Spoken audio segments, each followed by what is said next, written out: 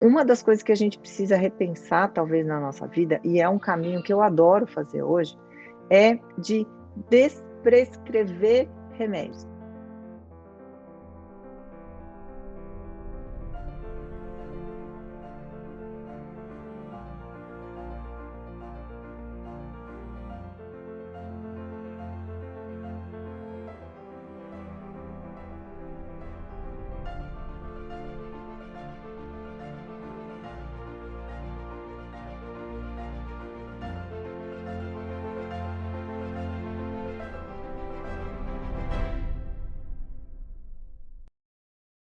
Oi, gente, tudo bem? Então, eu sou a doutora Juliana Bica, eu sou médica endocrinologista, e coincidentemente agora em 2021 eu comemorei, né, estou comemorando 20 anos de formado.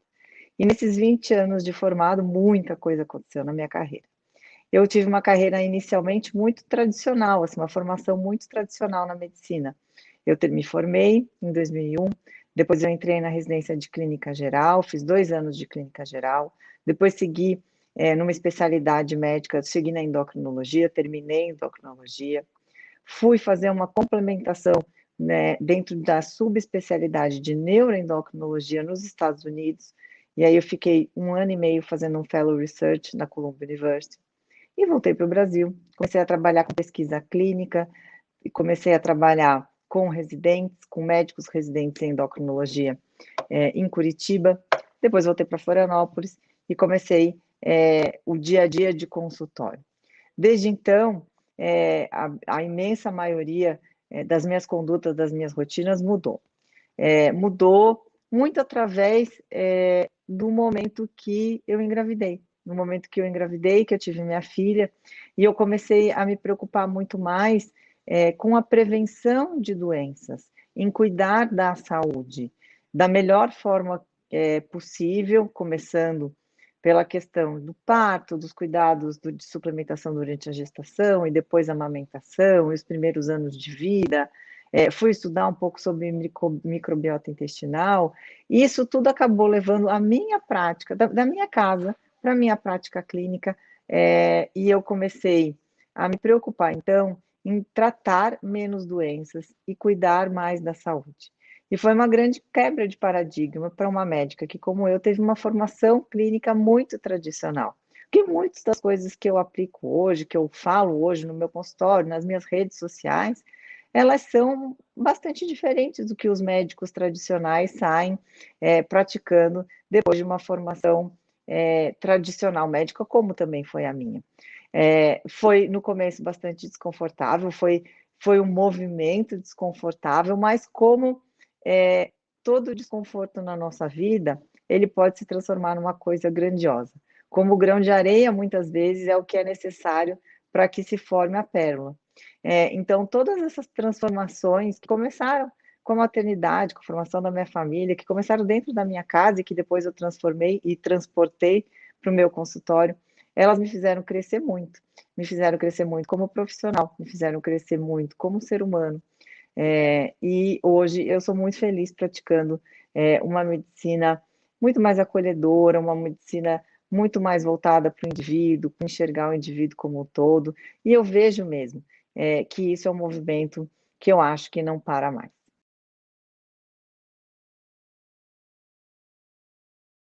Bom, uma das coisas que eu acho que mais mudaram desde a minha saída da faculdade de 2001, foi o quanto eu comecei a aprender a respeito de de quanto o estilo de vida impacta na nossa saúde.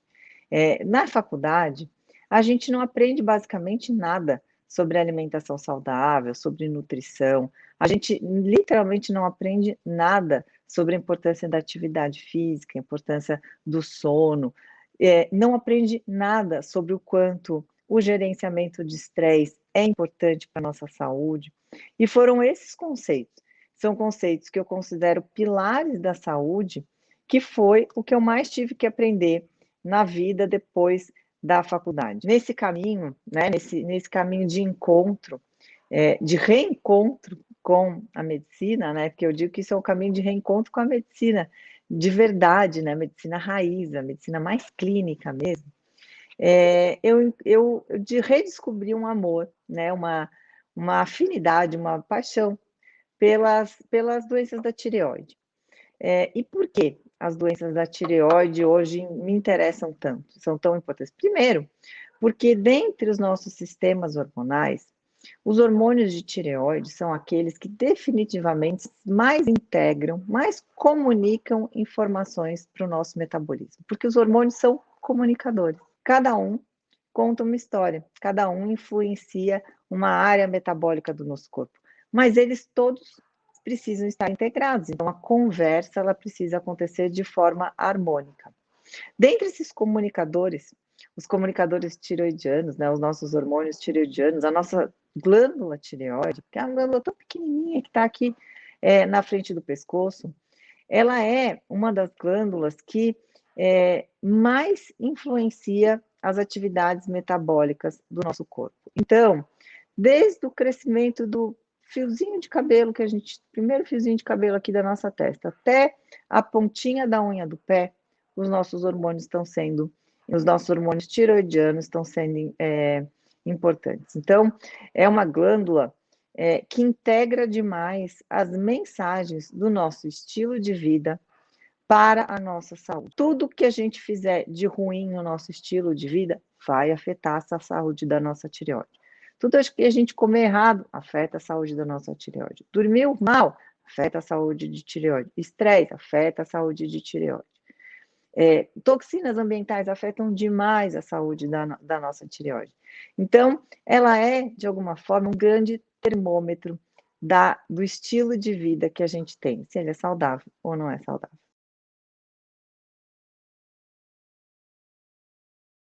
Tem muitos remédios que a gente toma na praia, assim, como se fosse água com açúcar, praticamente, e que influenciam a forma com que da nossa tireoide vai funcionar. Então, vai ter remédio que pode fazer a tireoide funcionar mais do que devia.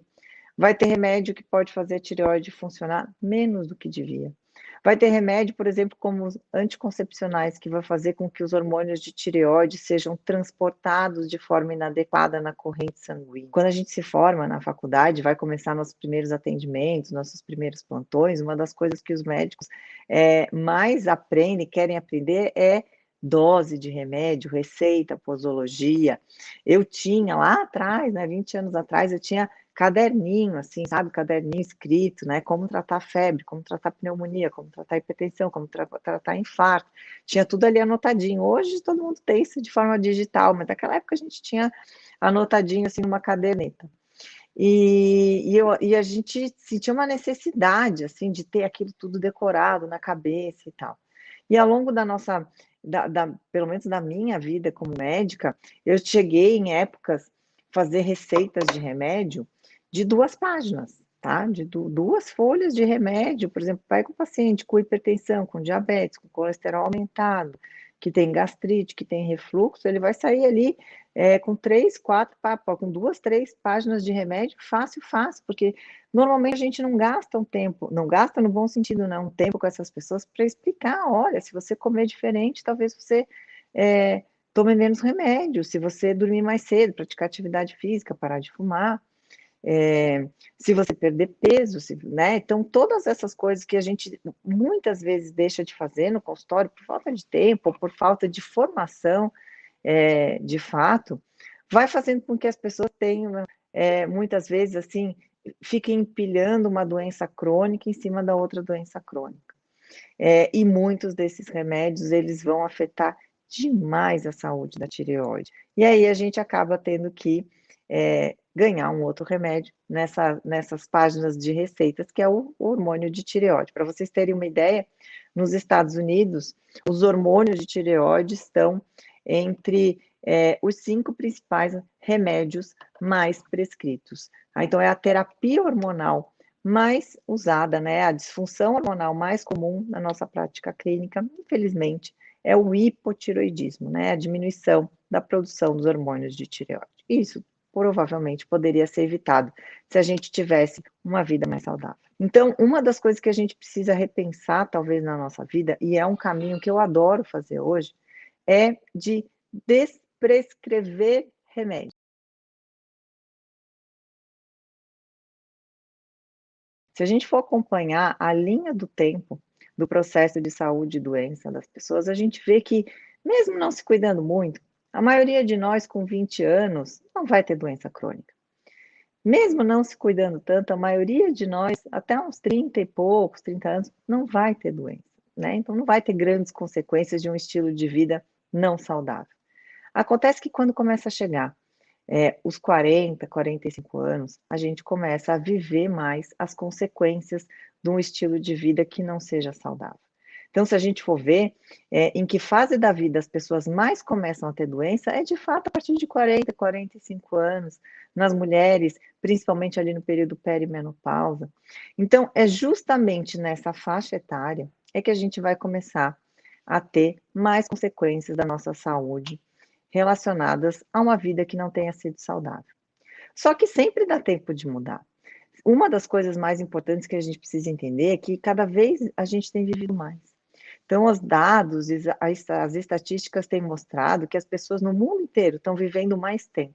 Só que não estão vivendo com uma qualidade tão boa assim. Não estão vivendo com saúde. Então, o que adianta para a gente viver mais e mais tempo sem ter qualidade? Essa qualidade vem de um cuidado da saúde que tem que começar lá atrás, lá no comecinho da vida. Mas se não começou no comecinho da vida, dá tempo sim, sempre dá tempo da gente reconstruir saúde. O que não pode ter é pressa, tá?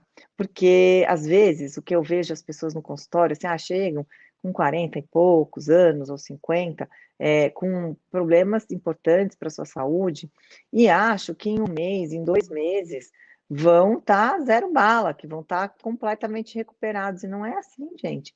Os processos de doenças, eles vão surgindo na nossa vida ao longo de muito tempo, principalmente as doenças crônicas. As doenças agudas não, as doenças agudas elas surgem rapidamente, elas surgem do nada, né? E elas acometem rapidamente o nosso organismo. Mas as doenças crônicas não, elas vão se construindo ao longo da nossa vida.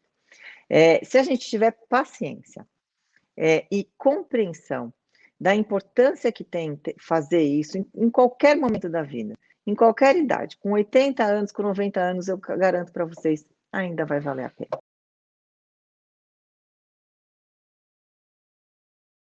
Bom, agora a gente vai falar basicamente do meu assunto predileto dentro da saúde de tireoide, que é uma doença chamada doença de Hashimoto.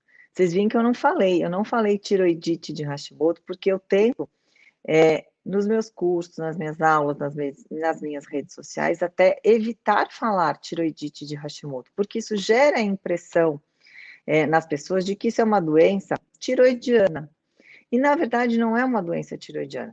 De fato, a imensa maioria das pessoas que têm doença de Hashimoto acabam tendo um importante acometimento da saúde de tireoide, e grande parte dessas pessoas vão evoluir com hipotiroidismo. Aliás, a doença de Hashimoto é a principal causa de hipotiroidismo, e o hipotiroidismo é a principal disfunção hormonal da saúde humana. Portanto, são doenças muito frequentes. Mas por que eu não gosto de chamar de tiroidite de Hashimoto? Porque essa doença é uma doença que ela pode estar acometendo primordialmente a tireoide, mas ela não começou na tireoide. É uma doença que começou no nosso sistema imunológico, que um belo dia acordou e resolveu achar que a tireoide é um órgão a ser atacado.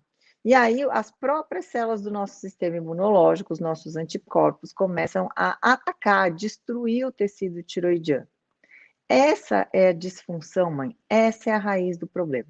Por que o nosso sistema imunológico, um belo dia, resolveu destruir uma glândula que tem tanta importância para a nossa saúde? Então, se a gente começa a entender isso, a gente começa a entender que não basta só tratar o hipotiroidismo de Hashimoto, a gente tem que tratar a disfunção do sistema imunológico que levou à destruição do tecido glandular tiroidiano. E essa disfunção do sistema imunológico, ela também não começou do nada, ela começou de uma predisposição genética, então a maioria dessas pessoas já nasceu com um defeitinho de fábrica. E, através da vida que a gente vai levando, a exposições a gatilhos, então, a estímulos de ativação desse material genético vai fazendo com que se prepare o terreno para surgir a doença. Esses gatilhos, eles podem ser os mais diversos. Esses gatilhos que ativam a predisposição genética para desenvolver a doença de Hashimoto, eles podem ser uma disfunção, uma deficiência de vitamina, uma deficiência de selênio, uma deficiência de zinco, uma deficiência de vitamina D. Pode ser um excesso de exposição ao iodo, pode ser estresse, pode ser uma contaminação por algum tipo de substância tóxica, toxina ambiental, como bisfenol dos plásticos, ou metais pesados, como o alumínio, como o mercúrio, como o chumbo. Pode ser um desequilíbrio de funcionamento do sistema intestinal, pode ter associado uma sensibilidade, uma intolerância a algum tipo de alimento, como, por exemplo, o glúten, mas existem vários alimentos que podem estar criando essa disfunção do sistema imunológico. Então, sempre é uma colcha de retalhos. Dificilmente a gente vai dizer assim, ó, isso aqui, esse problema, essa disfunção foi o que causou a doença de Hashimoto. É sempre uma combinação de fatores, e esses fatores, eles são diferentes para cada pessoa. Então, às vezes eu vou ter um paciente assim, ó, que tem o Hashimoto, e tem endometriose, tem enxaqueca, que teve uma infecção pelo Covid, e tem uma exposição ao metal pesado, e acabou se expondo a excesso de iodo. De outro lado, eu posso ter um outro paciente com Hashimoto, mas que tem uma sensibilidade alimentar ao glúten, teve uma infecção por Epstein-Barr, não dorme direito, é tabagista. Então, todas essas pessoas, elas têm a mesma doença. Mas o que levou a doença, a raiz do problema, a causa da doença, ela vai ser diferente para cada um das diferentes pessoas.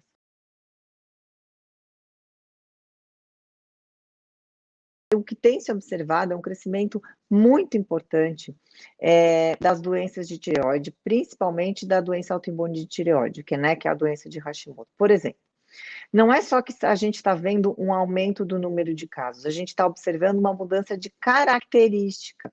Então, a gente está vendo, por exemplo, que antes as doenças de tireoide eram imensamente mais comuns em mulheres do que em homens. Então, assim, a gente tinha 12 mulheres para um homem, falando de doença de Hashimoto. Hoje, esse número ele já caiu dos 2 dígitos, esse número já é assim de 8 mulheres para um homem, ou seja, a gente começou a ver uma doença que era caracteristicamente da mulher jovem, da mulher em idade fértil, começar a cometer cada vez mais homens, começar a cometer cada vez mais extremos da vida, cada vez mais crianças. Era extremamente comum que a gente visse crianças com doença de Hashimoto. Era extremamente comum que a gente visse crianças com câncer de tireoide. E hoje cresce demais. O câncer de tireoide, onde o câncer de tireoide mais cresce são nas crianças. Não é porque a gente está fazendo mais diagnóstico, é porque está acontecendo mais doença mesmo. Uma das coisas que a gente precisa pensar em relação a isso, quando uma doença muda o padrão, muda a característica, ela muda o seu público, vamos dizer assim, é que tem alguma coisa de muito errado com a vida que a gente leva, né? Porque já não é mais o fator genético, já não se explica mais pelo fator genético, está mudando o público, existe um fator ambiental atuando ali naquela doença, isso serve para quase toda doença, e que está deixando de ser corretamente avaliado. Por exemplo, câncer de tireoide, se opera muito tireoide, se opera, mas está cada vez se operando menos, tá? Então, depois de um excesso de indicação de cirurgias, hoje, por exemplo, para câncer de tireoide, tem recomendado cirurgias cada vez menores, evitando aquelas cirurgias onde se retira toda a tireoide. Tem se partido mais para tentar fazer uma abordagem onde se tira a metade da tireoide, ou só o lado acometido. E, inclusive, alguns países do mundo fazendo até uma coisa que se chama vigilância ativa, que é não operando pacientes com câncer de tireoide e acompanhando clinicamente, por causa de características de comportamento desses cânceres, desses nódulos. Então, a gente talvez vivencie daqui para frente uma invasividade menor nas condutas cirúrgicas de patologias de tireoide, tá? Isso é uma coisa que tá crescendo. Infelizmente, quem teve problema de tireoide, teve câncer de tireoide, há 10 anos atrás, há 5 anos atrás, há 20 anos atrás, acabou sendo submetido a procedimentos extremamente invasivos e agressivos que provavelmente foram desnecessários.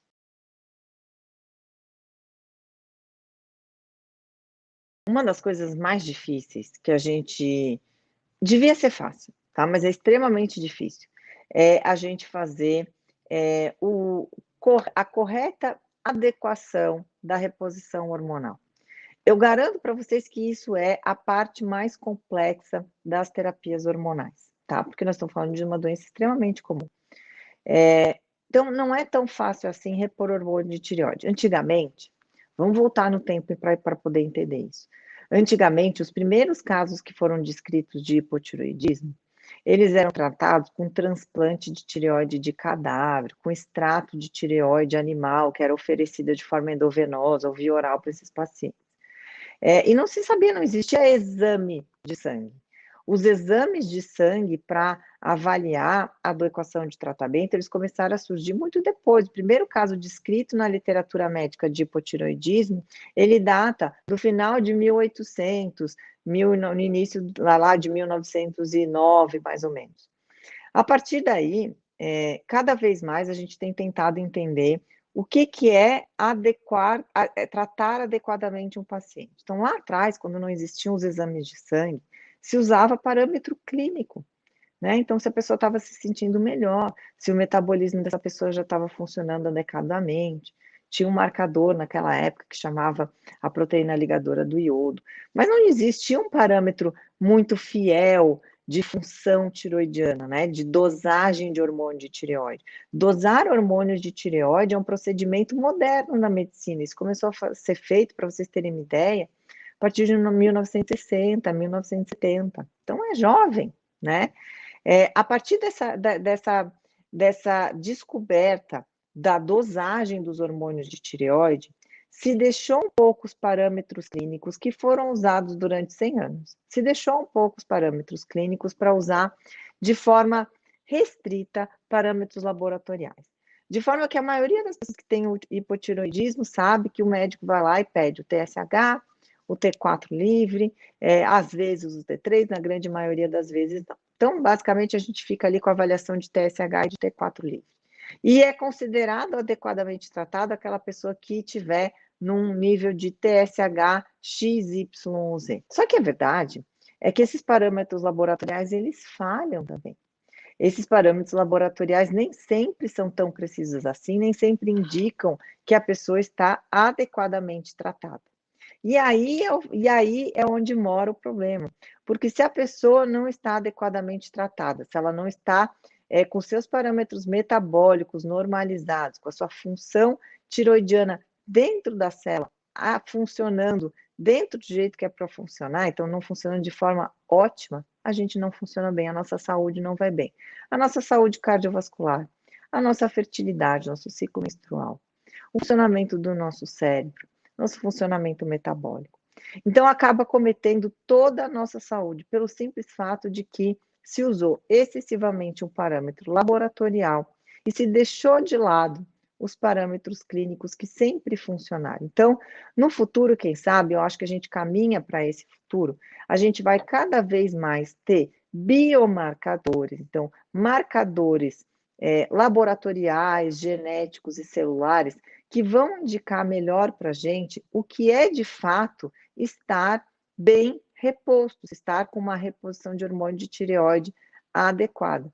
E eu digo para vocês que muitas dessas mulheres, muitas dessas pessoas que foram submetidas a cirurgias de tireoide por câncer, ou por nódulo, ou por bócio, elas se mantêm com muitas queixas, essas pessoas se mantêm extremamente desgostosas da sua qualidade de vida, e inclusive com complicações de saúde, simplesmente pelo fato de que elas não estão fazendo uma boa reposição de hormônio de tireoide. Olha, se eu fosse escolher uma dica de ouro para dar para quem tem uma disfunção de tireoide, uma só, tá? E eu podia ficar assim horas falando várias dicas. Eu escolheria uma em especial, que é faça atividade física.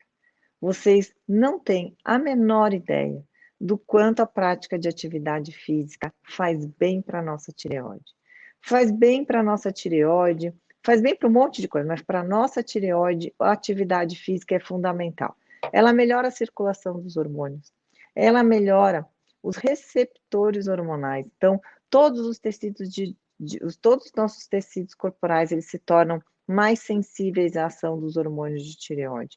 As pessoas que fazem atividade física, elas muitas vezes precisam de menos dose de reposição de hormônio de tireoide. As pessoas que fazem atividade física, elas melhoram os parâmetros imunológicos quando elas são portadoras de doença de Hashimoto. As pessoas que fazem atividade física, elas têm uma redução na incidência de câncer de tireoide. As pessoas que fazem atividade física, elas têm diminuição do tamanho da tireoide. As pessoas que fazem atividade física, elas têm diminuição do tamanho dos nódulos de tireoide. Então, às vezes, a gente fica procurando as saídas mais mirabolantes que venham de alguma coisa escrita num papel, que venham de uma receita médica, quando muitas vezes a gente está deixando de fazer uma lição de casa importantíssima.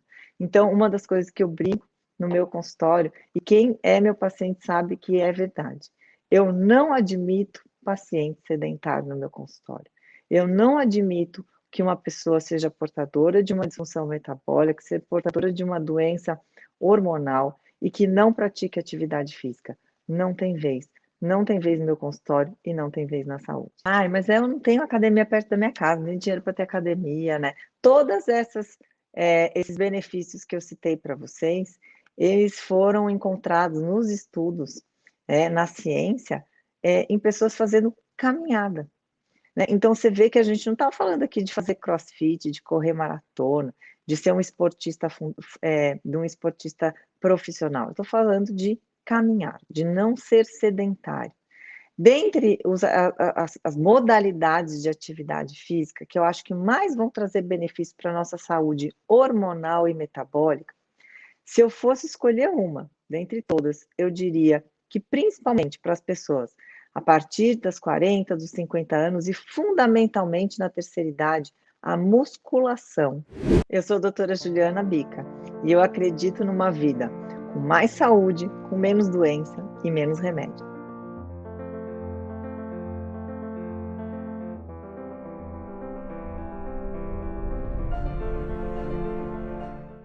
Estas palestras mudam mesmo a nossa forma de pensar, não acha? E é justamente esse o objetivo do Congresso Mais Saúde e Menos Remédios. Mostrar que existe um outro caminho a ser seguido para conquistar o bem-estar físico e mental que deseja. Existe um caminho onde envelhecer não significa adoecer. Um caminho onde envelhecer não significa aumentar os gastos com remédios, exames e consultas. Existe uma forma diferente de você cuidar da sua saúde e da saúde da sua família. Um caminho bem diferente do que costuma ser apresentado pela medicina convencional, que foca apenas em remédios que aliviam sintomas e não atuam nas causas das doenças. A ciência já comprovou que algumas soluções simples são capazes de prevenir e combater uma série de problemas de saúde. É o caso da vitamina D3. Pois é, apesar do seu nome, a vitamina não é uma vitamina normal. Ela é um hormônio esteroide que você obtém principalmente através da exposição solar e não pela alimentação. O problema é que nos dias de hoje vivemos afastados do sol. Vivemos em ambientes fechados, da casa para o carro, para o trabalho, sempre cobertos por roupas, sem tempo para tomar banho de sol. Assim fica fácil entender por que estamos tão deficientes de vitamina D. E isto é um problema, já que a deficiência deste está associada a diversos problemas de saúde, como depressão, dor, doença intestinal inflamatória e câncer de mama. Por isso, trago uma novidade para você que quer manter níveis ótimos de vitamina D no seu corpo. A VitaScience acaba de lançar o Vita D Concentrate, uma formulação exclusiva de vitamina D3 em gotas. Sim, cada gota fornece 2.000 UI por dose, com sabor mentolado refrescante. Assim, seguir as recomendações de ingestão diária nunca foi tão fácil, prático e rápido. Basta tomar suas gotas diárias de sol e pronto. E somente durante os dias de congresso você tem 15% de desconto na compra do seu utilizando o código de desconto Mais Saúde. Aproveite que a próxima palestra ainda não começou, clique no botão aqui embaixo do vídeo e garanta o seu desconto. Continue acompanhando esse evento único, 100% gratuito, que está reunindo os maiores nomes de saúde natural para apresentar para você soluções naturais para prevenir e combater dores, queda de cabelo, falta de libido, diabetes, hipertensão, câncer e outros males. Até breve.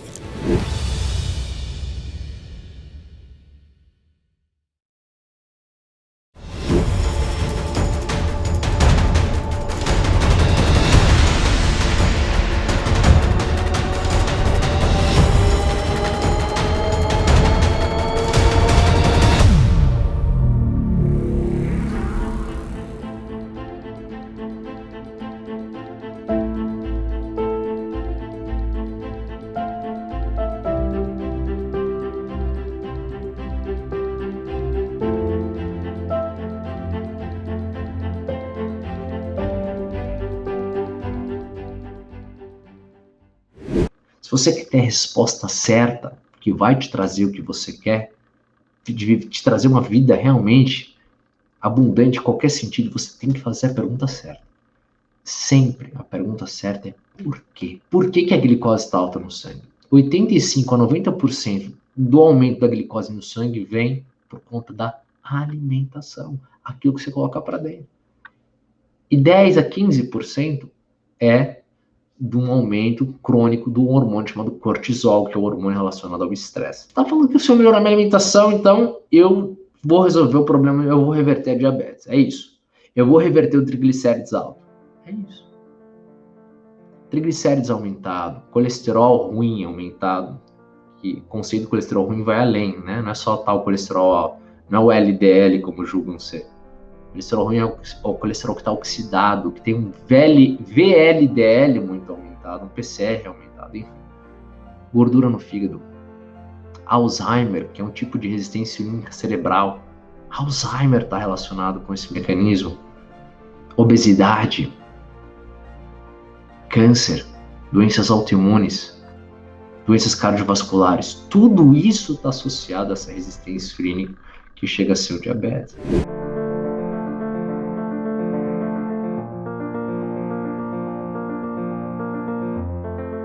Existem meta-análises robustas acerca de vários suplementos, dentre eles ômega 3. Exemplo clássico é o ômega 3, olha só. Ômega 3, às vezes você vai num consultório médico e o médico fala, efetivamente, você está gastando dinheiro, jogando dinheiro fora, né? Só para vocês terem uma ideia, existe uma meta-análise de 2019, publicada na principal revista de cardiologia dos Estados Unidos, que é a American Heart Journal, onde está demonstrado claramente no resultado dessa meta-análise com mais de 127 mil pacientes que o ômega 3 diminui taxas de mortalidade cardiovascular e de infarto e de AVC, tanto na prevenção primária quanto na prevenção secundária.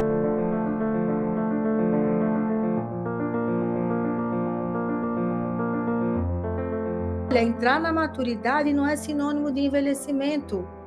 O meu propósito e o que faz brilhar os meus olhos é levar a esperança e informação para que você, mulher, atinja a sua maturidade com ânimo, com energia, com saúde, com leveza e usufrua de tudo que você conquistou ao longo da sua vida, com muita garra, energia, vitalidade, que a vida só tem sentido ser vivida dessa forma.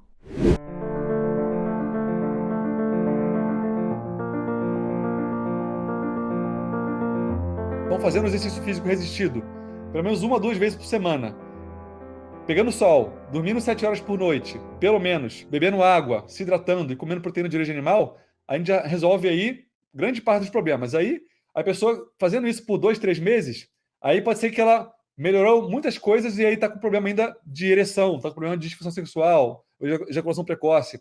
E aí, muitas vezes, é o caso de lançar mão de algum outro suplemento, para às vezes melhorar mais a testosterona dele. Subiu, mas não subiu tanto quanto a gente gostaria. Pode ser que ele possa usar a maca peruana. Maca peruana melhora o vigor sexual. É muito interessante para homens que já são mais saudáveis. Eles melhoram essa resposta ao sexo oposto, eles ficam mais com maior libido. Então é bem interessante a maca peruana.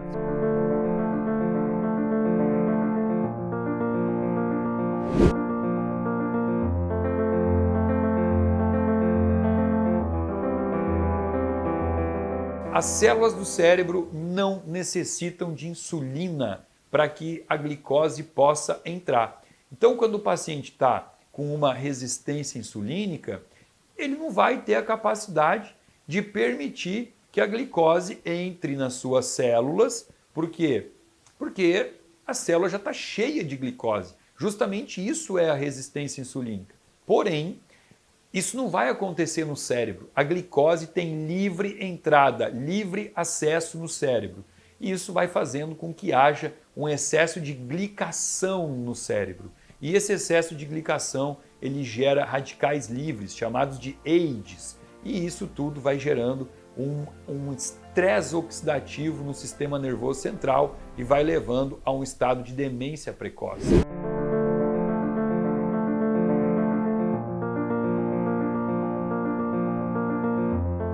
Nutriente da inteligência às nossas emoções. E tem um detalhe importante. O psiquiatra, louvado seja, que pode dar um medicamento. Gente, medicamento é parceiro, tá? Mas se a gente junta o medicamento com estilo de vida e nutrição, uau! Você pode muitas vezes diminuir tanto a dose que o efeito colateral vai ser muito menor, porque a gente sabe que esses remédios psiquiátricos, o que eles fazem? Engordam muito, né? E aí o que acontece? Muitos medicamentos são aqueles que pegam a famosa serotonina e tentam deixar essa serotonina mais tempo no cérebro, evitando que ela degrade. Só que aí fica a minha pergunta para o psiquiatra. Da onde vem serotonina? Do além? Se a pessoa não está comendo o precursor dessa serotonina, o triptofano, o magnésio, o B6 e um monte de outras coisas, o que vai acontecer? Vai formar serotonina? Por isso que tem tanto medicamento que não faz efeito.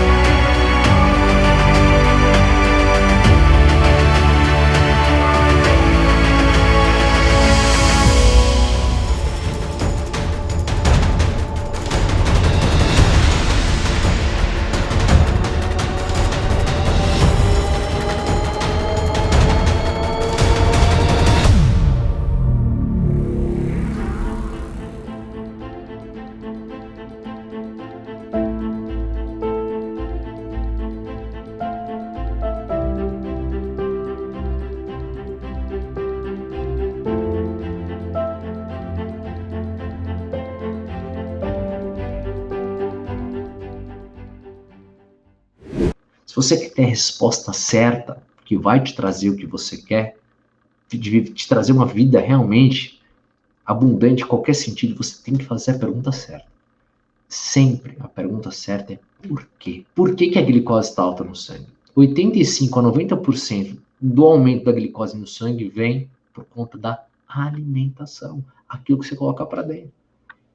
E 10 a 15% é de um aumento crônico do hormônio chamado cortisol, que é o hormônio relacionado ao estresse. Tá falando que se eu melhorar minha alimentação, então eu vou resolver o problema, eu vou reverter a diabetes. É isso. Eu vou reverter o triglicérides alto. É isso. Triglicérides aumentado, colesterol ruim aumentado, que o conceito de colesterol ruim vai além, né? Não é só tal colesterol alto, não é o LDL como julgam ser. O colesterol ruim é o colesterol que está oxidado, que tem um VLDL muito aumentado, um PCR aumentado, enfim. Gordura no fígado. Alzheimer, que é um tipo de resistência insulínica cerebral. Alzheimer está relacionado com esse mecanismo. Obesidade. Câncer. Doenças autoimunes. Doenças cardiovasculares. Tudo isso está associado a essa resistência insulínica que chega a ser o diabetes.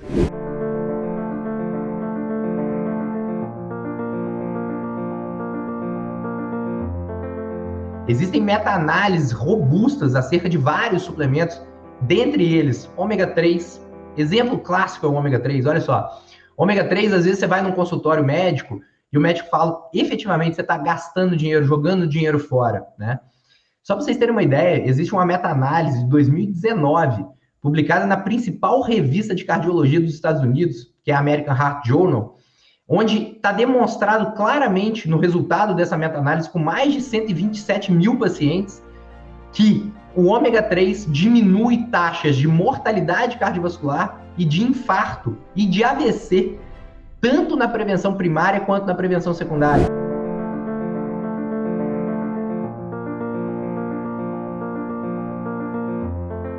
Olha, entrar na maturidade não é sinônimo de envelhecimento.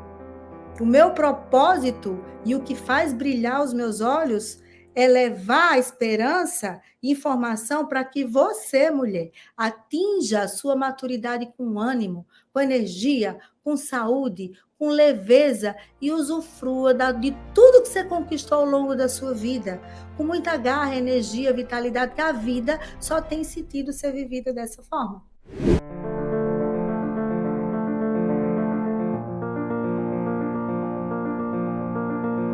Estão fazendo exercício físico resistido, pelo menos 1 a 2 vezes por semana. Pegando sol, dormindo 7 horas por noite, pelo menos, bebendo água, se hidratando e comendo proteína de origem animal, a gente já resolve aí grande parte dos problemas. Aí, a pessoa fazendo isso por 2, 3 meses, aí pode ser que ela melhorou muitas coisas e aí está com problema ainda de ereção, está com problema de disfunção sexual, ejaculação precoce. E aí muitas vezes é o caso de lançar mão de algum outro suplemento, para às vezes melhorar mais a testosterona dele. Subiu, mas não subiu tanto quanto a gente gostaria. Pode ser que ele possa usar a maca peruana. Maca peruana melhora o vigor sexual. É muito interessante para homens que já são mais saudáveis. Eles melhoram essa resposta ao sexo oposto. Eles ficam mais com maior libido. Então é bem interessante a maca peruana.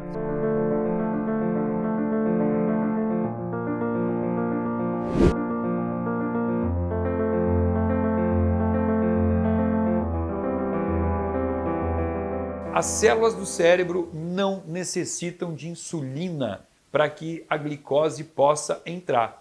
Então, quando o paciente está com uma resistência insulínica, ele não vai ter a capacidade de permitir que a glicose entre nas suas células. Por quê?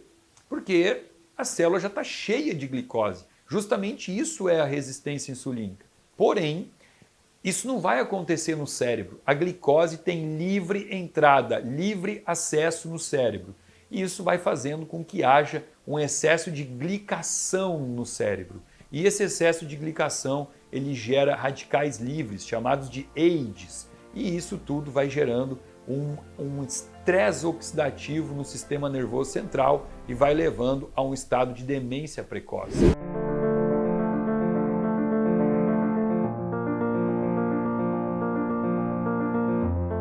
Nutriente dá inteligência às nossas emoções. E tem um detalhe importante: O psiquiatra, louvado seja, que pode dar um medicamento. Gente, medicamento é parceiro, tá? Mas se a gente junta o medicamento com estilo de vida e nutrição, uau! Você pode muitas vezes diminuir tanto a dose que o efeito colateral vai ser muito menor, porque a gente sabe que esses remédios psiquiátricos, o que eles fazem? Engordam muito, né? E aí o que acontece? Muitos medicamentos são aqueles que pegam a famosa serotonina e tentam deixar essa serotonina mais tempo no cérebro, evitando que ela degrade. Só que aí fica a minha pergunta para o psiquiatra.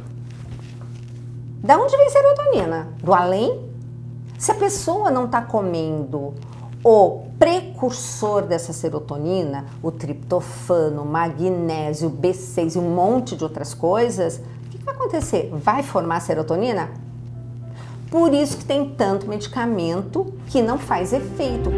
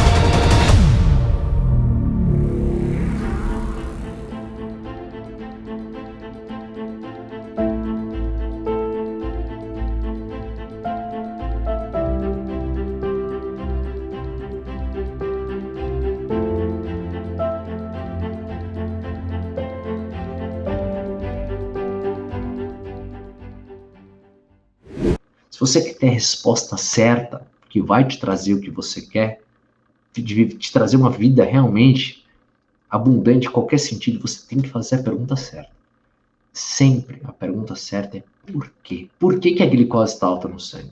85 a 90% do aumento da glicose no sangue vem por conta da alimentação, aquilo que você coloca para dentro.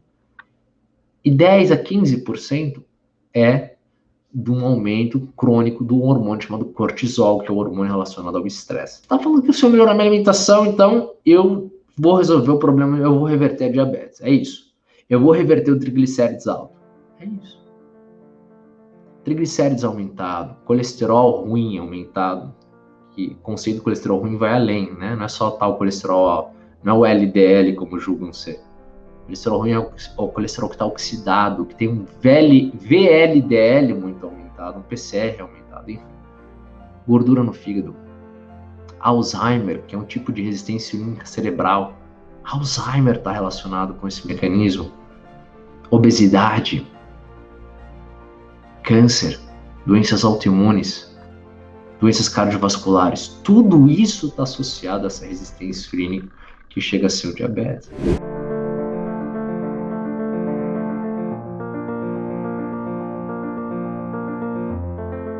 Existem meta-análises robustas acerca de vários suplementos, dentre eles ômega 3. Exemplo clássico é o ômega 3, olha só. Ômega 3, às vezes você vai num consultório médico e o médico fala, efetivamente, você está gastando dinheiro, jogando dinheiro fora, né? Só para vocês terem uma ideia, existe uma meta-análise de 2019, publicada na principal revista de cardiologia dos Estados Unidos, que é a American Heart Journal, onde está demonstrado claramente no resultado dessa meta-análise com mais de 127 mil pacientes que o ômega 3 diminui taxas de mortalidade cardiovascular e de infarto e de AVC, tanto na prevenção primária quanto na prevenção secundária.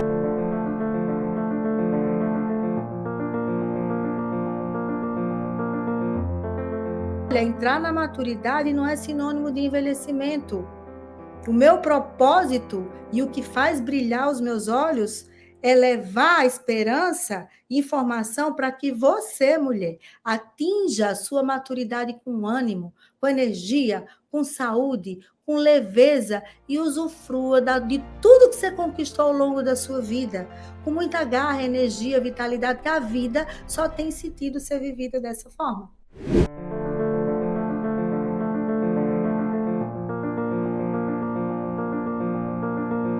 Estão fazendo exercício físico resistido, pelo menos 1 a 2 vezes por semana. Pegando sol, dormindo 7 horas por noite, pelo menos, bebendo água, se hidratando e comendo proteína de origem animal, a gente já resolve aí grande parte dos problemas. Aí, a pessoa fazendo isso por 2, 3 meses, aí pode ser que ela melhorou muitas coisas e aí está com problema ainda de ereção, está com problema de disfunção sexual, ejaculação precoce. E aí, muitas vezes, é o caso de lançar mão de algum outro suplemento, para às vezes melhorar mais a testosterona dele. Subiu, mas não subiu tanto quanto a gente gostaria.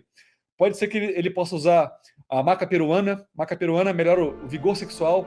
É muito interessante para homens que já são mais saudáveis. Eles melhoram essa resposta ao sexo oposto. Eles ficam mais com maior libido. Então é bem interessante a maca peruana.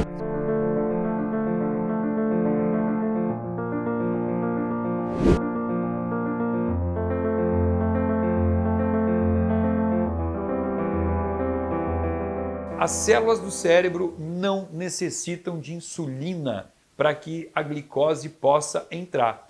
Então, quando o paciente está com uma resistência insulínica, ele não vai ter a capacidade de permitir que a glicose entre nas suas células. Por quê?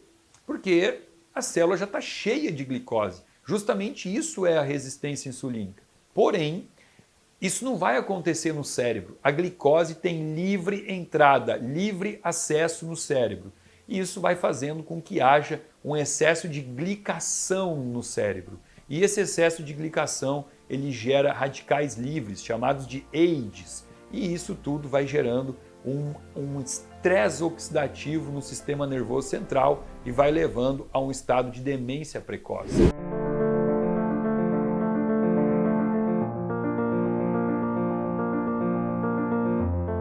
Nutriente da inteligência às nossas emoções. E tem um detalhe importante: O psiquiatra, louvado seja, que pode dar um medicamento. Gente, medicamento é parceiro, tá? Mas se a gente junta o medicamento com estilo de vida e nutrição, uau! Você pode muitas vezes diminuir tanto a dose que o efeito colateral vai ser muito menor, porque a gente sabe que esses remédios psiquiátricos, o que eles fazem? Engordam muito, né? E aí o que acontece? Muitos medicamentos são aqueles que pegam a famosa serotonina e tentam deixar essa serotonina mais tempo no cérebro, evitando que ela degrade. Só que aí fica a minha pergunta para o psiquiatra. Da onde vem serotonina? Do além? Se a pessoa não está comendo o precursor dessa serotonina, o triptofano, o magnésio, o B6 e um monte de outras coisas, o que vai acontecer? Vai formar serotonina? Por isso que tem tanto medicamento que não faz efeito.